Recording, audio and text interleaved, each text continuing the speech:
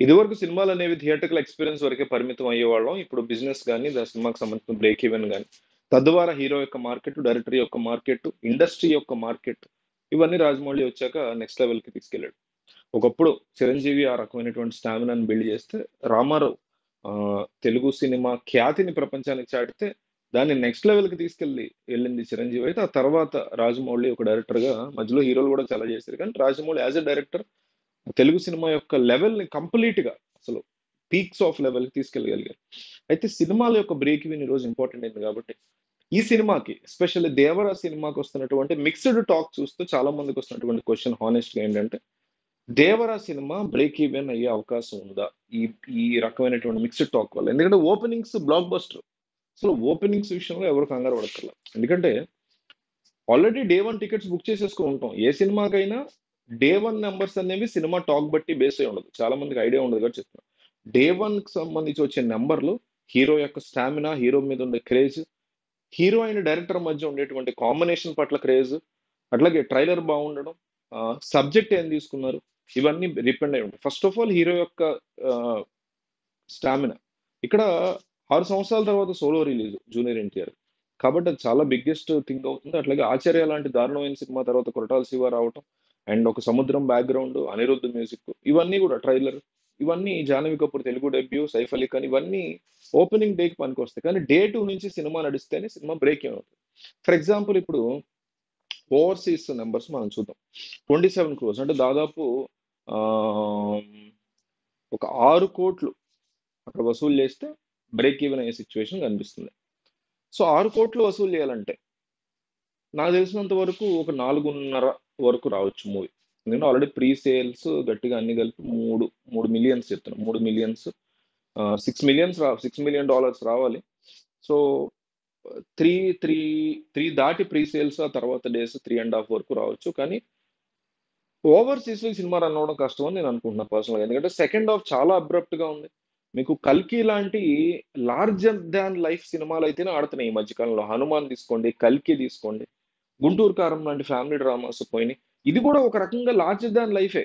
కానీ సినిమా మొత్తం కూడా అండర్ వాటరో, సముద్రం మీద హై ఆక్టేన్ యాక్షన్ సీక్వెన్సెసో, ఒక 'అవతార్‌లో' ఒక 10%, 5% కైండ్ ఆఫ్ లాగా వెళ్తుంటే ఎక్సైట్ అయ్యేవారు జనాలు. కానీ ఇవన్నీ ట్రైలర్‌కే పరిమితం చేశాడు కొరటాల శివ. ట్రైలర్‌లో మాత్రమే ఉన్నవి. ఇంకాస్త ఎక్స్‌టెండెడ్ ట్రైలర్ లాగా ఆ సీన్స్ ఉంటాయి తప్ప, మిగతా అంతా కూడా ల్యాండ్ మీదే జరుగుతూ ఉంటది. మిగతా అంతా కథ కూడా ఊర్లోనే జరుగుతూ ఉంటది. ఊర్లో జనాల మధ్య, క్యారెక్టర్స్ మధ్య జరుగుతూ ఉంటది. కాబట్టి ఇట్లాంటి స్టోరీస్‌ని ఓవర్‌సీస్ ఆడియన్స్ తమ ప్లేస్ నుంచి వేరే ప్లేస్‌కి వెళ్లి ఎగబడి పనిగట్టుకొని చూస్తారు అని నేనైతే డెఫినెట్‌లీ అనుకోను. సో, అందువల్ల నాకు తెలిసినంత వరకు ఓవర్‌సీస్‌లో బ్రేక్ ఈవెన్ కష్టం అవ్వచ్చు. ఎందుకంటే నేను చెప్పిందే కరెక్ట్ అని నేను అనను. ఎందుకంటే నేను ఇట్లాగే 'కల్కి' సినిమాని గూడా తక్కువ అంచనా ఏసి డే 1 చేసిన రివ్యూ వీడియోలోనే బ్రేక్ ఈవెన్ కష్టమే ఈ సినిమా. అయితే మంచిదే. బట్ కష్టంలా అనిపిస్తుందన్నా. చాలా పెద్ద బ్లాక్ బస్టర్ అయింది. డబుల్ బ్లాక్ బస్టర్ ఎంతో అయింది ఆ సినిమా. బీభత్సమైనటువంటి హిట్ అయింది. సో, అట్లాగా తప్పొచ్చు అంచనాలు. బట్ జస్ట్ ఒక అనాలిసిస్ అంతే ఇక్కడ. ఎవరు హీరో ఏంటి అనేది మనకు అనిపించింది చెప్తున్నాం. మీకు అనిపించింది చెప్పొచ్చు. ఎటువంటి అబ్యూజివ్ లాంగ్వేజ్ లేకుండా. సో, అక్కడి వరకు అది. ఓవర్‌సీస్ వరకు నాకట్లా అనిపించింది. హిందీ బెల్ట్ కూడా సేమ్ థింగే అప్లై అవుతదని నేను అనుకుంటున్నా. అంటే హిందీ బెల్ట్ కాదు సారీ. హిందీ ఈ బాలీవుడ్ సర్కిల్స్ ఇదంతా. కానీ హిందీ బెల్ట్ ఉంటది మనకి. 'బాహుబలి' తర్వాత, 'ట్రిపుల్ ఆర్' తర్వాత, 'పుష్ప' తర్వాత హిందీ బెల్ట్ మొత్తం గూడా మీకు మహారాష్ట్ర అనండి, బీహార్ అనండి ఈ ప్లేసెస్ అన్నీ ఉన్నాయి. ఇవన్నీ కూడా ఒక మంచి బిజినెస్ చేసింది. ఒక 6,00,00,000, 8,00,00,000 బిజినెస్ చేసింది. అక్కడ హిట్ అవుతదని అనిపిస్తుంది. ఎందుకంటే అక్కడ 'సాహో' లాంటి సినిమా కూడా హిట్ అయింది. 'బాహుబలి' తర్వాత వచ్చినటువంటి 'సాహో' ఒక క్లాస్ యాక్షన్ మూవీ. ఇది మాస్ యాక్షన్ మూవీ. సో, ఎక్కింది. అదే ఎక్కింది. సో, ఇది డెఫినైట్‌లీ ఎక్కుతది. హిందీ బెల్ట్ వరకు సేవ్ అవుతది ఈ మూవీ అనుకున్నా. కానీ ముంబై, ఢిల్లీ ఈ ఏరియాస్‌లో బాలీవుడ్ సినిమాలు చూసేటువంటి మల్టీప్లెక్స్ ఆడియన్స్ కూడా సేమ్ ఓవర్‌సీస్ ఆడియన్స్ లాగానే ఈ సినిమాని అంటే రిజెక్ట్ చేయకపోవచ్చు గానీ, మార్జినల్‌గా బ్రేక్ ఈవెన్ వరకు రానివ్వరేమో అని అనిపిస్తుంది. సినిమా చూసిన తర్వాత అనిపించింది ఇది. ఇక తెలుగు రాష్ట్రాల సంగతి చూస్తే, 'నైజాంలో' నేను ఫస్ట్ నుంచి మన ఛానెల్‌లో వీడియోస్ చూస్తే బ్రేక్ ఈవెన్ వీడియోస్ అన్నిట్లో చెప్పా. 'నైజాంలో' చాలా ఎక్కువ రేట్‌కి అమ్మారు. 44 క్రోర్స్ అని చాలా పెద్ద టార్గెట్. సో, ఇట్లాంటి ఒక అబ్రప్ట్ ఎండింగ్ ఆఫ్ సెకండ్ హాఫ్‌లో రకరకాల కంప్లెయింట్స్, లాగ్ అంటున్నారు.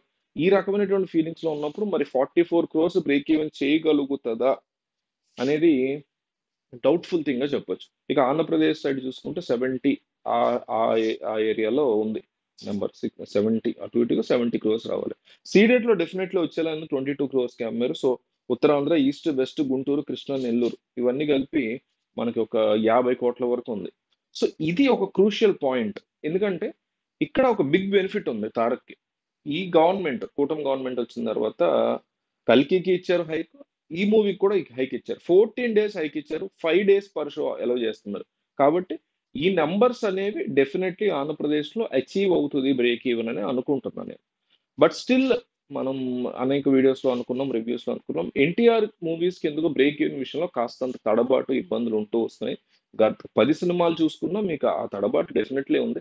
'Aravinda Sametha' excellent movie. ఎన్టీఆర్ అమోఘమైనటువంటి పెర్ఫార్మర్‌గా ఒక నేషనల్ అవార్డ్ లెవెల్ పెర్ఫార్మన్స్ చూపిస్తాడు. ఓపెనింగ్ ఫస్ట్ అరగంటలో వచ్చే ఫైట్‌లోనే మనోడు అసల పీక్స్ ఆఫ్ ఎలివేషన్, తన ఎక్స్‌ప్రెషన్స్, ఎలివేషన్స్, అతని బాడీ లాంగ్వేజ్, అతని బాడీ, అతను ఆ ఆక్రోశం, ఆ తండ్రి చనిపోయిన ఆవేదన, అందులోంచి వచ్చిన కోపాన్ని ఇదంతా గూడా పీక్స్ ఆఫ్ పెర్ఫార్మర్‌గా ప్రూవ్ చేసుకున్నాడు. ఎన్నో సార్లు ప్రూవ్ చేసుకున్నాడు. అందులో ఇంకా బావుంటది.